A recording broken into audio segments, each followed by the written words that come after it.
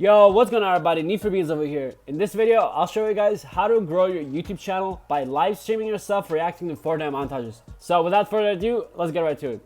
Alright, so the first thing I'm going to go over is my stream settings. I personally use Streamlabs OBS. So I'll show you guys how to get your stream key and how to import it into Streamlabs OBS so that your YouTube live stream is connected to Streamlabs. Go to your channel. Hit the create button, go live. All right, once you hit the go live button, it's not actually gonna make you go live, so don't worry about it. And here's where we can go ahead and create the stream key. Let's go ahead and wait for it to load in. So under the stream keys right here, you probably are not gonna have a stream key, but you can go ahead and create one. So create a new stream key, add a name, test stream key 2. I usually try to add the resolution I'm streaming at with 1080p and the frame rate with 60 fps. No description is not necessary. RTMP is the default, no manual settings. So go ahead and create that. It'll take a second, but the test stream key is going to show up right here, and you'll get the actual key right in this section. So at this point, what you want to do is copy this key, go to the settings right here, go to stream, and then paste this key right here. Make sure that the service is set to YouTube, RTMPS. Server is primary YouTube ingest server, legacy RTMP. All right, hit done, and now your stream is connected to YouTube. For your output settings, the bitrate should be set to whatever you decide, but the rate control should be set to CBR. This is where you decide based on your internet speed what kind of bitrate you want to have. I'm streaming at 1080p 60 fps, so the recommended bitrate range is 4500 to 9000. Alright, so the other thing is to get your resolution, go to video. This is where you set your resolution 1920 by 1080, and this is where you set your FPS as well. Now the next thing I want to talk about is how do I have my stream set up in OBS. So what I have is display capture to get my display, and the second thing is I use a video capture device, obviously, to get my camera. I use a Logitech C920. I do add a filter on the camera. I do add a cyberpunk filter. I will go ahead and leave you guys the link to this exact filter right here. This is a LUT that you can add in the description in the Google Drive, so you guys can go ahead and download it. But the way to add this LUT is, let's go ahead and remove it. So this is how it looks without the LUT. This is normal camera. I do have a LED light in my room, which is kind of blue.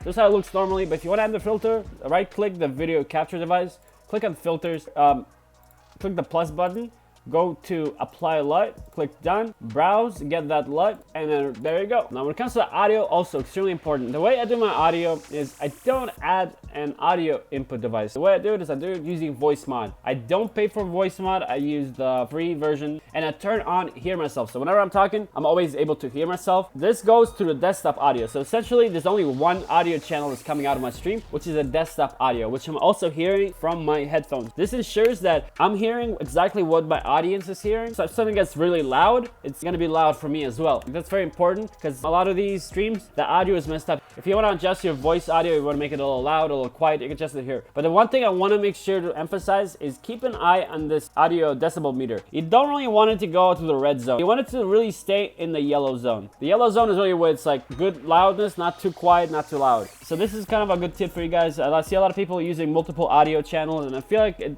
is okay if you know what you're doing, but it's a lot easier to simply use voice mod with hear yourself on. The other thing I want to talk about is some of the SEO settings for your YouTube live stream. It's really important, first of all, that you have certain keywords in your title. If you're actually trying to get people to come into your live stream so you can react to their montages, you want to make sure to include the following keywords: Fortnite reacting to montages live. You can do it in any order. You can do it like this, for example. But personally, I would, if you guys want to copy my title exact, please go ahead. Live Fortnite reacting to montages. This works pretty good. Now for description, I do recommend you guys include these hashtags, because especially hashtag Fortnite montage, because people are going to be searching Fortnite montages, and if you're getting recommended, people who are just watching random montages, after they finish a montage, you might show up in those thumbnails. Your live stream might show up. So even though people are not searching for live streams, you're probably going to get recommended if you include some of these hashtags. It really does help to get more viewers in. The other thing is, I think it's pretty important to make sure you put the gaming category here as Fortnite. That really helps out a lot to make sure that the algorithm knows to recommend your video to anyone who's really checking out Fortnite videos.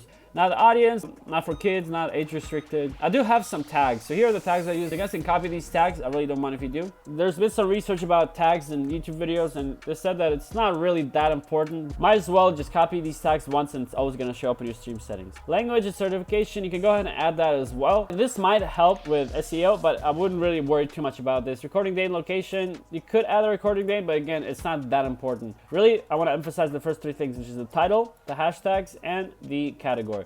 After that, just go ahead and save it. We'll say this is unlisted. Now, a few other things I want to mention. Actually, we forgot the customization. So If you set your participant mode to subscribers with 1 minute, that will ensure that whoever goes in your chat will have to have been subscribed for 1 minute. That really reduces the amount of trolls, and if a troll wants to come into your channel, he's gonna have to subscribe, wait 1 minute, say some nasty things, and then unsubscribe. It's definitely gonna help you out. It's not only gonna help you grow, but it's also gonna help you avoid a lot of this negativity and drama. So I definitely suggest including the subscriber 1 minute setting on. Now when it comes down to when I actually start my stream, well, here's how I do it. Here's the way I set up chat and the way I align my windows. I do my whole stream on one screen. The way I set it up is I get my stream up on the left here. I get my Streamlabs OBS with my own camera so I can see my face. It kind of helps me gauge also my reactions. In the top right corner, you see, because when I'm live streaming, this box is actually bigger, the audience can see it. So I'll show you guys what it looks like when if I go live right here. Even though on my screen it kind of looks a little messed up, on this screen, see, it looks perfect. The camera box is pretty big, and it goes with the chat. So the other thing is, to get the chat, the way I do it is I just click on this 3 dots right here and click pop out chat, drag it down right here, boom, and there you go. Now we have the live chat. This is exactly how I set up my stream. At this point, I'll just go ahead and edit, boom, public, and we're off and going. So that is, hopefully gave you guys an idea. This is all these settings of how I do my live streams. If you guys enjoyed this video, let me know. I can make a part 2, maybe give you guys some tips and tricks on how to actually give good reactions and how to handle some trolls and how to deal with just a lot of the people coming in and out. If you guys are interested in this, please let me know, leave a comment, and I'll definitely make a video like this. Hopefully you guys enjoyed this video. Keep up the grind. Need for Beans out. Peace!